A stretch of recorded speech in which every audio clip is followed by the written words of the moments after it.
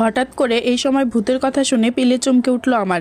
এতক্ষণে সুন্দর পরিবেশ যেন নিমেষেই গা ছমছমে মনে হলো আমার কাছে। তবুও একটা ঢোক গেলে নিজেকে সামলে নিলাম আমি। ওনার সামনে কোনোভাবেই দেখানো যাবে না যে আমি ভয় পাচ্ছি। চারদিকে ভয়ার্ত নজর বুলিয়ে দোয়া দরুদ পড়তে পড়তে হেঁটে চলছি আমি। এদিকে পূর্ণ নিজ মনে হেসে চলছেন এগিয়ে, আর তার হাসি দেখে আমার গা জ্বলে গেল। কিন্তু এই মুহূর্তে কিছুই বলছি না। ওনার সাথে দূরত্ব রেখেই হেঁটে চলছি বাড়ি পৌঁছানোর আগ পর্যন্ত। হঠাৎ ঝোপের মধ্যে একটি ইঁদুরের মতো প্রাণী দৌড় দিতে ভয়ে পূর্ণের পাশে চলে গিয়ে উনার বাহু খামচে ধরলাম আমি। এদিকে আমি ভয় শেষ, ওদিকে সামান্য উচ্চস্বরে হাসলেন উনি, যেন এটার অপেক্ষায় ছিলেন এতক্ষণ। ভ্রু তুলে আমায় জিজ্ঞাসা করলেন, কি ব্যাপার, আমার সাথে লেগে গেলে কেন? তুমি না দূরে দূরেই থাকবে? মনে মনে অনেক কিছু বলতে চেয়েও নিজেকে শান্ত করলাম আমি। ওনাকে এখন কিছু বলা যাবে না। অ্যাটলিস্ট বাসায় পৌঁছানোর আগ পর্যন্ত উনি আমার একমাত্র ভরসা। তাই কিছু না বলে চুপচাপ তার বাহু ধরে হেঁটে চললাম বাড়ির দিকে। বাড়ি পৌঁছাতে পূর্ণর হাত ছেড়ে দিলাম আমি।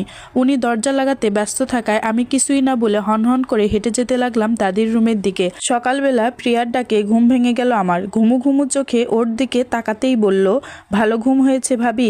কখন যে তোমার কাঁথাটা টেনে নিয়েছিলাম ঘুমের মধ্যে বুঝতেই পারিনি আমি। তোমাকে আবার মাঝরাতে উঠে অন্য কাঁথা নিতে হলো, সত্যি সরি। সদ্য ঘুম থেকে উঠে প্রিয়ার মুখে এমন কথার আগামাথা কিছুই বুঝলাম না আমি। নিজের দিকে তাকাতেই খানিকটা চমকে গেলাম। আমার শরীরে একটা মোটা কাঁথা দিয়ে মোড়ানো, কিন্তু এটা তো আমি নেইনি। আমি ক্লান্ত হয়ে ওড়না দিয়ে গা ঢেকে এসে ঘুমিয়ে পড়ছিলাম রাতে। তার মানে এটা নিশ্চয়ই পূর্ণ এনে দিয়েছেন। এই লোকটা আসলেই পাগল। কখন এসে আমায় কাঁথা দিয়ে মুড়িয়ে দিয়ে গেলেন আমি টেরও পেলাম না। ওনার কর্মকাণ্ড প্রতিনিয়ত মুগ্ধ করছে আমায়। আমাকে থ মেরে বসে থাকতে দেখে প্রিয়া মাথা ঝাঁকিয়ে জিজ্ঞাসা করলো, কি হয়েছে? তবে আমি ওর কথার উত্তর দিলাম না। হালকা হেসে ওর গাল টেনে দিয়ে উঠলাম। পূর্ণর আচরণে আমার মনটা ফুরফুরে হয়ে গেছে। হঠাৎ মনে হলো উনি আমাকে কাঁথা দিলেন, নিজেই নিশ্চয়ই কাঁথা ছাড়াই ঘুমিয়েছেন। ওনার যদি ঠান্ডা লাগে আমারও ওনার জন্য কিছু করা উচিত। ভাবতে ভাবতেই চলে এলাম চুলোর পাড়ে, যেখানে দাদি আর কাকিমা বসে আছেন ইতিমধ্যে।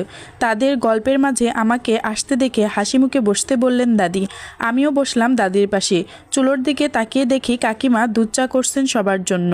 আমাকে সেদিকে তাকিয়ে থাকতে বললেন, তোর না দুধ চা খুব পছন্দ ছিল, এখনও খাস নাকি? না আর ভালো লাগে না? সকাল সকাল ঘুম থেকে উঠে সবাই চা খায় এখানে, মনে আছে তো? কাকির কথায় মুচকি হেসে মাথা নাড়ালাম আমি।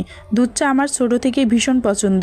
বরাবরই বিশাল আকারের চা খোর আমি জানি আমাদের দাদু বাড়িতে সবাই ঘুম থেকে উঠে চা খায়। আর এটাও মনে আছে যে তাজুয়ার ভাইয়া অর্থাৎ পূর্ণবাদে সবাই এটা খায়। ওনার দুধ চা একেবারেই পছন্দ না। উনি কফি